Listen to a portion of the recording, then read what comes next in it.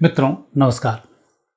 जाको राखे साइयां मार सके ना कोई, बाल न बांका कर सके जो जग बैरी होए।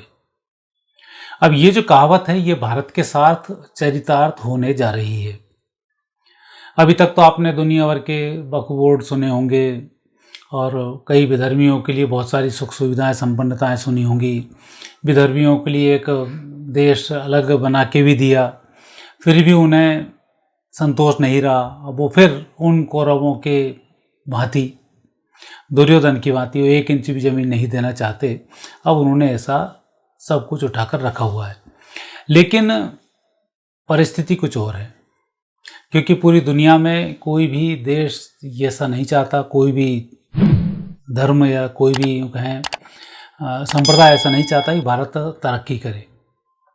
हर संप्रदाय, हर धर्म यही कहता है कि भारत डाउनफॉल रहे और हम भारत को कैसे कन्वर्ट अपने समुदाय में कर लें, उसके ही लिए व्यक्ति प्रयासरत रहता है। उसके लिए सब धर्म प्रयासरत हैं। ईसाइयों ने भी अपनी दम मार के देख ली, इस्लाम ने भी पूरी अपनी दम मार के देख ली, और आज भारत की जो स्थिति है वो बड़ी विचित्र तरीके से, विचित्र किंतु सत्य में सही रूप से खड़ी हुई है।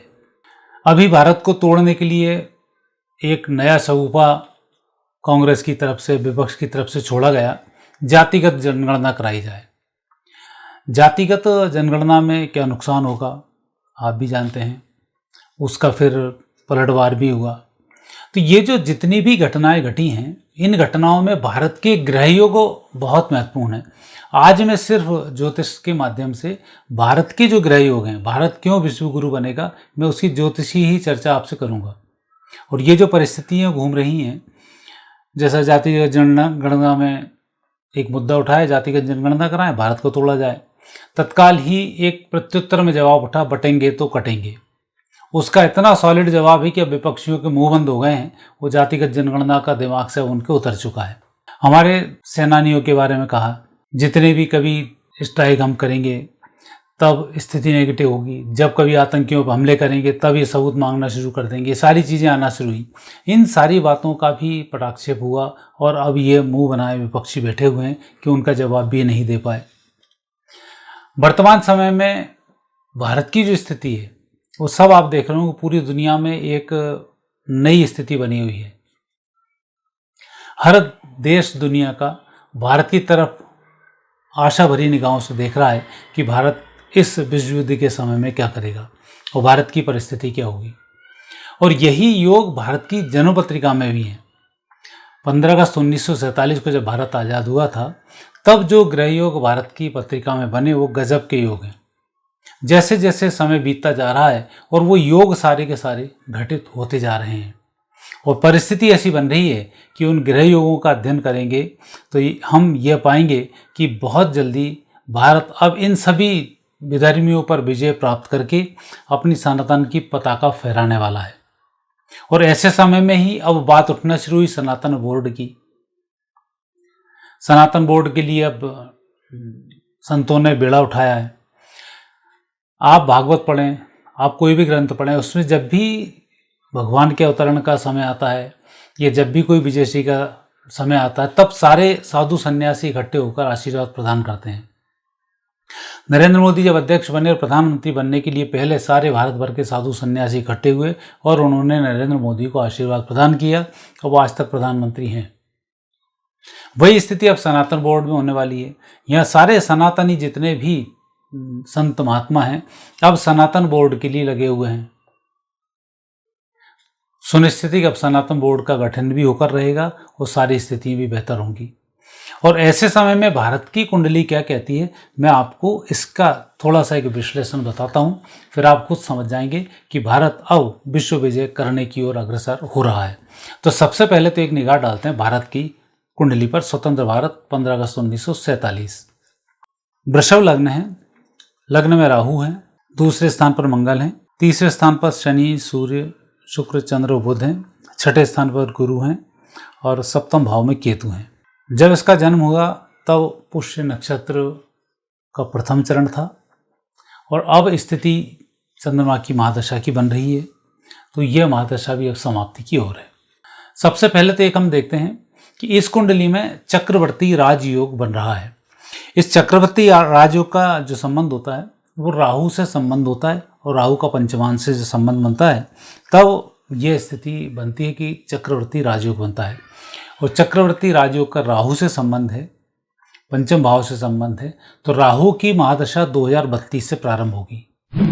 तो 2032 से अभी आपने देखा काफ़ी देवज्ञ लोग 2032 को भारत को विश्वगुरु बना रहे हैं। मैंने भी बहुत सारे वीडियो इस पर डाले हैं और हमारे भविष्य पुराण में भी इसका उल्लेख आता है। कल्कि अवतार के भी संकेत अब मिलने शुरू हो गए हैं। तो ये सब जो संकेत हैं ये 2032 से चक्रवर्ती राजयोग बनाने की ओर संकेत प्रदान कर रहे हैं, जो भारत की कुंडली में चक्रवर्ती राजयोग बना रहा है। दूसरा योग है युद्ध कुशल योग। यह युद्ध में जो एक कुशलता, युद्ध के लिए जो कारक ग्रह होते हैं वो ये सब योग बनते हैं। अब इसमें स्थिति बनती है युद्ध कुशल योग में चंद्रमा का संबंध तृतीय भाव से, तृतीय से होना चाहिए। तो ये जो स्थिति बनती है ये चक्रवर्ती योग को दर्शाती है।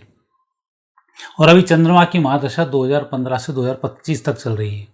तो आपने देखा कि भारत ने कोई युद्ध नहीं लड़ा, चंद्रमा की भांति शांति के साथ परिचय दिया। और नरेंद्र मोदी जी ने तो विशेष रूप से 2015 से 25 तक युद्ध को रोकने के लिए ही लगातार प्रयास किए हैं। और युद्ध को रोकने के प्रयास में और साथ ही हमारे विज्ञान की टेक्नोलॉजी में जैसे ही हमने आगे वेपन्स पर काम करने शुरू किए तो हमने युद्ध के सभी साजो सामान भी तैयार किए हैं। राफेल जैसी डील भी हुई है और अब तो काफ़ी सारे विमान हमारे सुखोई वगैरह भी हैं बहुत अच्छी स्थिति में, और कई सारी मिसाइलों का हमने परीक्षण भी किया है। तो इन मिसाइलों के परीक्षण को देखें, इन सब बातों को देखें और शांति को देखें, क्योंकि रामायण में भी उल्लेख है भय बिन होई न प्रीत। तो हमें वो साजो सामान भी इकट्ठे करने होते हैं और प्रेम की भाषा भी बोलनी होती है। तो हमारे देश ने यहाँ प्रेम की भाषा बोली। नरेंद्र मोदी जी हर दुनिया में जा जाकर मिले और भारत की स्थिति के बारे में, भारत के सनातन के बारे में और भारत में जितने प्रेम से लोग रहते हैं उन सब के बारे में विदेशों में, दुनिया भर में चर्चा की। और एक भारत विश्व में एक शांति के दूत के रूप में उभर कर सामने आ रहा है। और साथ ही चंद्रमा पराक्रम भाव में, इसलिए हम युद्ध के साजो सामान में भी अग्रणी होते जा रहे हैं। विज्ञान हमारा लगातार तरक्की कर रहा है। तो ये जो युद्ध कुशल योग होता है, युद्ध की कुशलता उसी में है कि युद्ध न लड़े और युद्ध जीत जाए। तो ये योग भारत की कुंडली में है, चंद्रमा की महादशा में है। तो 2015 से ये योग शुरू हुआ है और 25 तक हम पूरी दुनिया को शांति की स्थिति में लेके आएंगे। और जब फिर स्थिति बनेगी तो एक अलग होगी। लेकिन युद्ध की कुशलता का प्रथम चरण हमने पार किया है, 15 से 25 में पार हो जाएगा। ये होगा सितंबर 2025 तक। तीसरा योग है पुनर्जन्म योग। पुनर्जन्म का ये संबंध नहीं, एक व्यक्ति मरेगा फिर उठेगा, ये नहीं होता। पुनर्जन्म योग में प्रायः ऐसा देखा गया है कि व्यक्ति बहुत सारी धन संपत्ति कमाता है और फिर एकदम डूब जाता है। डूबने के बाद वापस वो खड़ा होता है। अमिताभ बच्चन भी उस योग से गुजर चुके हैं, जीरो होने के बाद वापस हीरो बने। बहुत से ऐसे योग हैं और अनिल अंबानी जी भी उस योग से अभी गुजर रहे हैं। आने वाले समय में फिर उनका भी वापस एक अच्छा योग दिखाई आपको देगा। तो ये जो योग होता है, ये पुनर्जन्म योग की यदि हम गणना इस बेस पे करते हैं तो पुनर्योग में द्वादश भाव का जो स्वामी होता है उसका द्वितीय भाव से जो संबंध बनता है और उसकी द्वादश भाव के स्वामी की जब महादशा प्रारंभ होती है तब ये योग बन जाता है। इस योग में फल ये होता है कि जब उसकी महादशा चलती है तब उस महादशा में इसकी तरक्की पूर्ण रूप से होती रहती है। और जो योग बनेगा ये पुनर्जन्म योग भारत का अब बनेगा 2025 के बाद। 11 सितंबर 2025 से 11 सितंबर 2032 तक मंगल की महादशा है। और अभी तक आपने देखा इस देश ने कितना खोया। सोने की चिड़िया से एक गरीब देश बना, भूखों मरने की स्थिति आई। यहाँ पर अन्न का भी टोटा पड़ा, शस्त्रों का भी टोटा पड़ा और उसमें चीन ने भारत पर विजय प्राप्त की और भारत की लाखों स्क्वायर किलोमीटर की ज़मीन पर कब्जा कर लिया। तो ये स्थिति भी आपने देखी। आज वापस भारत की नई स्थिति है और सितंबर के बाद ये जो पुनर्जन्म योग है प्रारंभ हो रहा है 11 सितंबर 2025 से 32 तक। तो 11 सितंबर 25 से भारत का वापस पुनर्जन्म होगा और 2032 में फिर जो चक्रवर्ती राजयोग शुरू होगा तो हम वापस उसी स्थिति में खड़े होंगे जिस स्थिति में कभी भारत के पराभव की और चर्चाएं की जाती हैं। और भारत की जो एक उत्तम स्थिति होती है उसकी चर्चाएं की जाती हैं। जो शास्त्रों में वर्णित हैं कि भारत कैसा था, उसी भारत की चर्चा वापस 2032 के बाद प्रारंभ होगी। एक योग है गौ पुराण योग। ये गौ पुराण जो योग होता है, ये योग बड़ा महत्वपूर्ण होता है। गौ पुरांश योग में व्यक्ति के पास धन भी होता है, और अन्न की भी कमी नहीं होती है, और संतानों की भी कमी नहीं होती है, और प्रगति भी बहुत होती है। एक बड़ा महत्वपूर्ण योग बनता है। इस योग का संबंध भी चंद्रमा से होता है और केंद्र के स्वामियों से संबंध होता है। 3 केंद्र के स्वामी यदि चंद्रमा के साथ 33 स्थान पर संबंध बनाते हैं और इन केंद्र के स्वामियों में किसी एक स्वामी की भी महादशा प्रारंभ हो जाती है, तो यह योग प्रारंभ हो जाता है। तो गौ पुरांश योग मंगल की महादशा में पूर्ण रूप से प्राप्त होगा। बेशक चंद्र की महादशा भी चल रही है, तो इसमें भी ये योग चल रहा है। तो सबसे पहला तो गौ पुराण योग जो चला है, ये योग चंद्र की महादशा से शुरू हुआ। तो 2015 से हमारी तरक्की आप लगातार देख रहे होंगे। अन्न की हमारे यहाँ कमी नहीं है। पाकिस्तानी देश हमारा भीख मांग रहा है और अन्न के कटोरे ले लेके भीख मांगने की पोजीशन पर है। हमारे आसपास के 4-5 देशों की स्थिति, चाहे श्रीलंका हो, चाहे नेपाल हो, चाहे पाकिस्तान हो, चाहे म्यांमार हो, और चाहे चीन खुद हो। चीन भी अभी कटोरे लेके ही बैठा हुआ है। वो आपको आने वाले समय में, अब समझ में बहुत जल्दी आना शुरू होगा। और वो लोग जो हम पर दबाव बनाते थे, चाहे मुस्लिम कंट्रीज हो, ईरान हो, इराक हो, अरब हो, ये सब की स्थिति दुर्गति को प्राप्त हो रही है। और जो इनका वैभव था वो अब सब 2015 से शांत हो रहा है और भारत का खोया हुआ वैभव प्राप्त हो रहा है। ये गो पुरांश योग जब बनता है तब ऐसी स्थिति बनती है। तो चंद्रमा से बन रहा है और उसकी पूर्णता मंगल की महादशा में आएगी। मंगल की महादशा फिर 2025 में प्रारंभ होगी। तो एक योग यहाँ यह भी बन रहा है जो इतनी अच्छी स्थिति को दर्शाता है। एक योग है सात्विक बुद्धि योग। ये बड़ा महत्वपूर्ण योग होता है।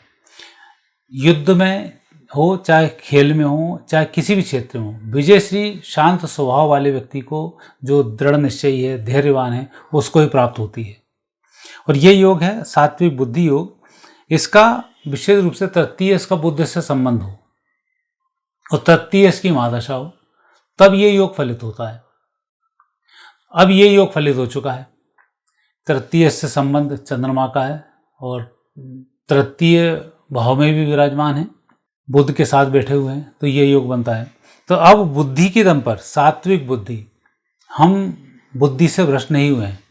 हमारे प्रधानमंत्री लगातार पूरी दुनिया में दौरा किए, सबको भारत के बारे में समझाया, भारत के पुराने वैभव के बारे में, भारतीय संस्कृति के बारे में और सनातन की स्थिति के बारे में जब दर्शाया, तो ये जो योग था बुद्धि के माध्यम से हम अपनी बात को सामने वाले तक पहुंचा पाए। युद्ध की भाषा बोल के तो एक दबाव होता है। इस्लाम ने भी दबाव की भाषा बोल बोल के तलवार के दम पर धर्म परिवर्तन कराए। क्या असर हुआ? कुछ नहीं हुआ, अब नष्ट होने की स्थिति में। ईसाइयों ने 2 बोरी चावल पर धर्म परिवर्तन कराए, अस्पताल खोल लिए, प्रेग्नेंट लेडी डिलीवरी के लिए बैठी हुई और धर्म परिवर्तन करा लिए दबाव में लाकर। क्या हुआ? कुछ नहीं हुआ। लेकिन जब बुद्धिमत्ता से आप अपने गुणों का बखान करते हैं, गुणों को जब समझाते हैं और उसकी प्रक्रिया को बताते हैं, तब लोगों को जो समझ में आता है वो एक परिवर्तन महत्वपूर्ण होता है। और यही कारण है कि भारत में जिन्होंने गीता पढ़ी वो सनातनी हो गए। भारत ने किसी व्यक्ति को धर्म परिवर्तन के लिए कभी भी दबाव नहीं डाला और ना ही कोशिश की, क्योंकि हम सब धर्म में विश्वास करते हैं। भगवान पर जाने का रास्ता सभी तरफ से जाता है, उस पर हम विश्वास करते हैं। इसलिए भारत में जो कन्वर्ट हुए या सनातन संस्कृति में जो आए, राजघराने के लोग आए, चाहे किसी भी धर्म के रहे हों, पढ़े लिखे लोग आए, वैज्ञानिक आए, डॉक्टर्स आए, इंजीनियर्स आए, तो हमारे यहाँ जो पढ़ लिख कर संस्कृति को पहचान कर आया है वो महत्वपूर्ण है। तो ये बुद्धि योग के कारण ऐसा होता है कि सात्विक बुद्धि जब आपकी होगी तो आपकी बातें सब तक पहुँचती हैं और व्यक्ति आपकी ओर आकर्षित होता है, फिर आपको स्वीकार करता है। तो ये स्थिति हमारी 2015 से चल रही है। और आपने देखा कि सात्विक बुद्धि योग में एक तो बुद्ध की महादशा में चली थी, दूसरी अब चल रही है। तो 15 के बाद ये स्थिति बन रही है। एक योग ये भी बड़ा महत्वपूर्ण है।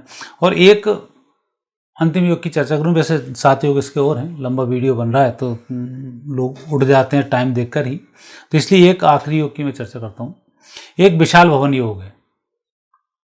विशाल भवन योग बड़ा महत्वपूर्ण होता है। जब भी कोई किसी भी संपन्नता को प्राप्त करता है तो एक अच्छे बड़े भवन की कामना करता है, लॉन हो, ऐसा हो, वैसा हो। तो जब देशों की बात आए और विशाल भवन योग बन जाए तो ऐसे समय में देश की सीमाओं का सीमांकन बदल कर और कई गुना बढ़ जाता है।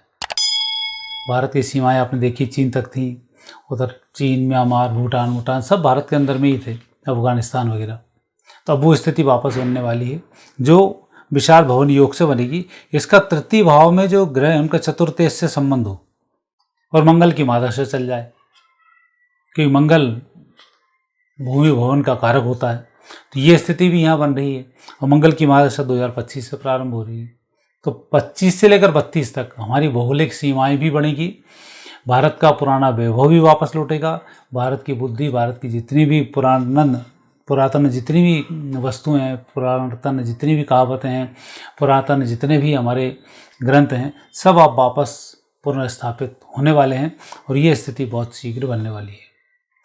तो मित्रों, अभी तो मैंने भारत की इसमें और योग के बारे में बहुत ही कम चर्चा कर पाया समय अभाव के कारण, लेकिन ये स्थिति भारत के साथ हो रही है और ये मैंने बताया आपको कि 2015 से 2032 तक ये सब होने वाली है। ये ग्रह योगों में इसका बहुत अच्छे से वर्णन हो रहा है, उसकी मैंने आगे आपसे चर्चा की। आगे फिर नए विषय के साथ आपसे भेंट करूंगा। इस चैनल को सब्सक्राइब करना नहीं भूलें, लाइक भी करें, शेयर भी करें, ताकि हमारी बातें लोगों तक पहुंच सकें। क्योंकि अभी लोग बड़े तनाव में हैं कि विधर्मी जिस तरह से सिर उठा रहे हैं, तो भारत के सनातनियों का क्या होगा, पूरी दुनिया में युद्ध की चपेट में भारत का क्या होगा। क्योंकि भारत के पास सीमित संसाधन है, जनसंख्या अपार है और अराजकता की स्थिति पूरा विपक्ष बनाए हुए है और कई विधर्मी लोग बनाए हुए हैं और दूसरे देश के लोग भी भारत में दंगा फैलाने की ओर तैयार बैठे हुए हैं। चाहे जाड़ सोरेस हो, धन के दम पे आता है, चीन हो, मुस्लिमों की दम पर हो सकता है, अन्य आतंकी हों, वो अपनी दम पे उचक रहे हैं, कनाडा नए सिरे से कूद रहा है। तो ये जो नेगेटिव स्थिति बन रही है, इन सब स्थितियों से लोग भयभीत हैं, उन पर ये वीडियो पहुंचना बहुत आवश्यक है। और ये मैंने आपको पूरा इसका वर्णन करके बताया कि भारत के साथ आने वाले समय में क्या स्थिति होने वाली है, वो भारत कैसे चक्रवर्ती राजा बनने वाला है, कैसे उत्तम सीमाओं को वो प्राप्त करेगा, कैसे उसकी बुद्धि होगी, कैसे उसके धनयोग बनेंगे और कैसे वो सनातन संस्कृति को, अपनी बातों को पूरी दुनिया तक पहुंचा पाएगा। आज इतना ही, फिर आपसे भेंट होगी। नमस्कार।